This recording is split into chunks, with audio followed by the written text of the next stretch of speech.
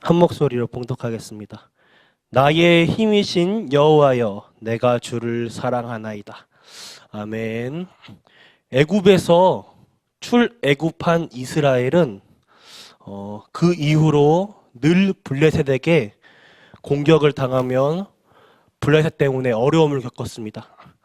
근데 그 이스라엘은 블레셋을 이긴 적이 없어요.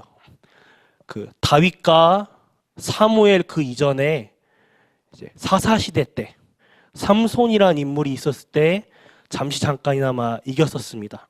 삼손이라는 인물이 힘이 워낙 센 사사였습니다. 힘이 워낙 세서 블레셋 사람들과 싸웠는데 나귀턱뼈 하나로 블레셋 군인 1000명을 때려 죽였어요. 상상을 해보시죠. 우리가 족발을 먹었는데 족발 그 대짜 시키면 커다란 뼈가 있잖아요. 그걸 들고 사람 머리를 뿅망치 때리듯이 딱 때렸는데 사람이 죽었어요. 힘이 얼마나 센지 저는 상상이 안 가더라고요. 1000명과 붙었는데도 이길 정도라면 힘이 엄청 셌겠구나. 근데 그 삼손도 블레셋 사람들이 들릴라라는 여자를 이용해서 미인계 작전을 씁니다. 여기에 넘어가서 삼손이 결국 힘을 다 잃습니다. 그래서 블레셋의 노예로 끌려가서 결국 하나님께 회개하고 블레셋 진영에서 블레셋과 함께 죽습니다. 늘 이스라엘은 이긴 적이 없어요. 늘 주변 강대국, 특히 블레셋에게 늘 당하고 살았습니다. 심지어 어느 정도까지냐? 그 귀한 중요한 언약궤까지 빼앗겼습니다. 자칫 잘못하면 우리가 세상을 살아갈 때 우리 기독교인의 모습이 될 수도 있습니다. 이때 사무엘이라는 인물이 나왔으며 사무엘이 살아있는 동안에 블레셋이 쳐들어오지 못했고 사무엘의 기도가 단 한마디도 땅에 떨어지지 아니하였습니다. 그 사무엘이 나중에 노인이 되고 나이가 들고 힘이 없으니까 블레셋들이 다시 쳐들어오기 시작했습니다. 이때는 골리앗이라는 대장을 앞세워서 쳐들어왔습니다. 골리앗이 이스라엘에게 전쟁을 하자는 게 아니라 나와 함께 1대1로 붙어보자. 이스라엘에게 자신 있는 사람 언제든지 나와보라. 40일 동안을 떠들었습니다. 40일 동안을 외치면서 이스라엘의 하나님을 심히 모욕하고 욕하면서 자신들이 믿는 신인 다곤신을 찬양하는데 그 자리에 아무도 나오지 못합니다. 무서워서 벌벌 떨기만 하는데 때마침 아버지 심부름으로 온 다윗이 이것을 목격하게 됩니다. 그리고 다윗이 골리앗에게 도전을 하게 됩니다. 소년 다윗이 골리앗에게 도전을 할 때 사무엘상 17장 45절부터 47절에 보면 네가 모욕하는 이스라엘의 하나님 이름으로 내가 나온다. 그러면서 오늘 하나님이 네 목숨을 내게 넘겨주실 것이고 오늘 너를 무찌름으로 온 세상에 하나님 살아계신 걸 내가 선포하겠다. 다윗이 그렇게 말하고 평상시대로 돌팔매질을 하며 돌을 던졌는데 그 자리에서 골리앗을 즉사시킵니다. 이 속에서 우리가 다윗을 통하여서 찾아야 할 것이 3가지 있습니다. 첫 번째로 다윗은 평상시에 혼자 있을 때의 기도의 비밀을 가지고 있었습니다. 다윗은 절대 흔들리지 않은 언약을 붙잡고 있었고 언제? 평상시 혼자 있을 때에 이 비밀을 누렸습니다. 오늘 본문 말씀 시편 18편 1절에 보면 이렇게 표현합니다. 나의 힘이신 여호와여. 다윗의 삶의 근원, 삶의 힘의 근원이 되는 것이 하나님이 주신 은혜요, 하나님이 주시는 새 힘을 날마다 얻었습니다. 늘 하나님과 방향을 맞추고 살았습니다. 하나님의 시선에 늘 머무르던 사람이 다윗이었습니다. 이번 주 강단 말씀처럼 다윗은 늘 하나님 말씀을 묵상하고 늘 혼자 기도하는 가운데 하나님의 시선에 머물렀고 하나님과 방향을 맞췄으며 내 생각대로 움직이는 것이 아니라 하나님 말씀 따라 세밀한 성령 인도를 받았죠. 두 번째로 다윗은 평상시 혼자 있을 때 흔들리지 않은 언약을 붙잡았습니다.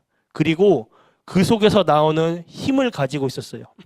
다윗은 평상시 때에 기도하는 비밀, 그리고 그 기도 속에서 하나님 바라보는 가운데 힘을 얻는 비밀을 가지고 있었습니다.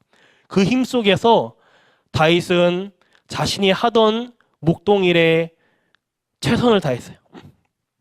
그리고 그 힘 속에서 늘 그 비밀을 누리고 있었는데, 그러던 어느 날 골리앗을 만난 거고, 그런 위기 속에서도 똑같은 믿음, 똑같은 실력을 가지고 골리앗과 승부를 한 겁니다. 다윗은 전혀 흔들리지 않은 그 믿음, 똑같은 믿음을 가지고 있었습니다. 다윗은 자기가 가지고 있는 흔들리지 않은 언약을 골리앗에게 고백을 했죠. 골리앗을 통하여서 너를 무찌름으로 네가 모욕하던 하나님을 전 세계에 알리겠다. 나는 지금 하나님 이름으로 지금 이 자리에 왔다. 그리고 다윗은 성공 뒤에도 흔들리지 않았습니다. 마지막 세 번째로 다윗은 평상시에 하나님이 나와 함께하는 비밀을 가지고 있었습니다. 다윗은 하나님과 늘 함께하는 비밀을 누리고 있었고, 이 비밀을 가지고 있었습니다. 결론입니다. 우리의 싸움의 대상은 세상이 아닙니다. 또 사탄이라고 하지만 사실 그것도 아니에요. 진정 우리의 싸움의 대상은 불신앙입니다. 다윗은 전혀 흔들리지 않았습니다. 어떤 상황과 문제 속에서도 흔들리지 않았어요. 이 순간부터 복음 안에서 완전한 승리를 시작하시길 바랍니다. 나에게 고통이 있는데 왜 그럽니까? 하나님께서 바른 길 보라는 과정입니다. 나는 하나님을 믿는데 왜 병이 생깁니까? 능력 회복하라는 하나님의 사인입니다. 나는 왜 이렇게 가난합니까? 틀리기 시작했기 때문입니다.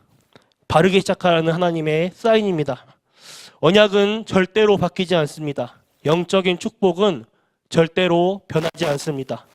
전도 선교 속에 있으면 세계복음화의 언약 속에 하나님과의 내 삶의 방향을, 시선의 방향을 하나님과 같은 방향으로 맞추길 바랍니다.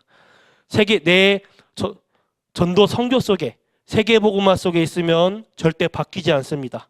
오늘 하루 언약 붙잡으시는 가운데 어떠한 상황에도, 문제 속에도 속지 아니시고 언약 안에서 승리하시길 바랍니다. 기도하겠습니다. 하나님 감사합니다. 오늘 하나님이 주시는 새 힘을 허락하여 주시옵소서. 하나님이 주시는 은혜를 주시옵소서.